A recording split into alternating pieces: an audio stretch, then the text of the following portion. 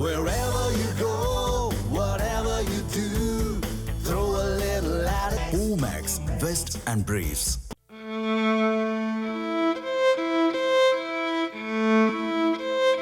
கொடைக்கானல் என்றாலே குளிர் மட்டுமின்றி மலைப்பகுதியில் விளையும் இது போன்ற சுவைமிக்க பழங்களும் நமது நினைவுக்கு வரும். ஆனால் இன்று அந்த மலைப்பழங்களின் எதிர்காலம் கேள்விக்குறியாகியுள்ளது. கொடைக்கானலை சுற்றியுள்ள வில்பட்டி, பள்ளங்கி, நாயுடுபுரம், செண்பகனூர் உள்ளிட்ட மலை கிராமங்களில் ஆயிரக்கணக்கான குடும்பங்களின் வாழ்வாதாரமாக பழ விவசாயம் உள்ளது.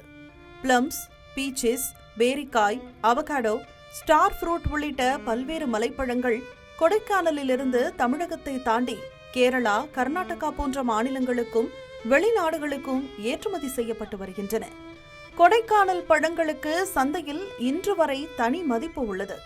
ஆனால் அந்த மதிப்புக்கு ஏற்ற விளைச்சல் தற்போது இல்லை என்பதே விவசாயிகளின் வேதனை. கடந்த சில ஆண்டுகளாகவே மலைப்பழங்களின் விளைச்சல் தொடர்ந்து குறைந்து வருகிறது. குறிப்பாக இந்த ஆண்டு பேரிக்காய் விளைச்சல் கடந்த ஆண்டை விட 50% கீழ் சரிந்திருப்பது விவசாயிகளை கடும் அதிர்ச்சியில் ஆழ்த்தியுள்ளது. இந்த வட்டம் ரொம்ப ஃபெயில் ஆயிடுச்சு, பிளம்ஸும் ஃபெயில் ஆயிடுச்சு, அவக்காடும் ஃபெயில் ஆயிடுச்சு. மேற்கொண்டு வாழ்வாதாரம் ரொம்ப பாதிப்பாக இருக்குது. இங்கே இருக்கக்கூடிய விவசாயிகள்லாம் ரொம்ப பாதிப்படைஞ்சிருக்கோம். மழை இல்லாதனால எங்களுக்கு அதிகமான நஷ்டத்தில் போய்கிட்டு இருக்கு. இப்படியே போய்கிட்டு இருந்தால் கொடைக்கானலுடைய நிலைமை ரொம்ப மோசமாகிவிடும். அதனால் இதை கவர்மெண்ட்டில் கொஞ்சம் அக்ரிகல்ச்சரில் பார்த்து இதுக்கு ஒரு நல்ல ஒரு ஆய்வு நடத்துமாறு மிக பணிவுடன் கேட்டுக்கொள்கிறேன். பல லட்சம் பேரிக்காய் மரங்கள் இருக்கும் பகுதிகளில் கூட இந்த முறை பல மரங்கள் காய்க்காமல் வெறுமனே நிற்கின்றன. சில மரங்களை நோய் தாக்கியுள்ளதால் அவை காய்ந்து போகும் நிலை உருவாகியுள்ளது.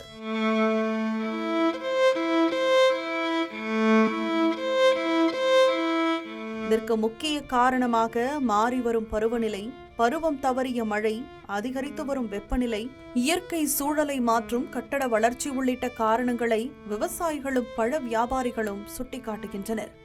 கொடைக்கானலில் ஒரு காலத்தில் பருவம் தவறாமல் பூத்து குலுங்கிய தோட்டங்கள் இன்று தரிசாக காணப்படுகின்றன. பல ஆண்டுகளாக இந்த தொழிலை மட்டுமே நம்பி வாழும் குடும்பங்கள் தற்போது வருமானம் இழந்து தவிக்கும் நிலை ஏற்பட்டுள்ளது. பேரியில பார்த்தீங்கன்னா ஒரு 12 ரக பேரிக்கால் இருக்கு. இப்போ அந்த 12 ரகத்துல 10 ரகம் அழிஞ்சிருச்சு. இப்போ 2 ரகம் மட்டும்தான் இறங்கிட்டு இருக்கு. எனக்கு தெரிஞ்சு நாட்டு பேரிக்காவும் தண்ணி பேரிக்காய் மட்டும்தான் இறங்கிட்டு இருக்கு. இந்த மரங்களுக்கு பயங்கரமா நோய் தாக்கப்படுது. அது என்ன காரணம்ன்றது தெரியல. கொடைக்கானலின் மலைப்பழங்கள் வெறும் வணிகப் பொருட்கள் அல்ல, அவை அந்த மண்ணின் அடையாளம்.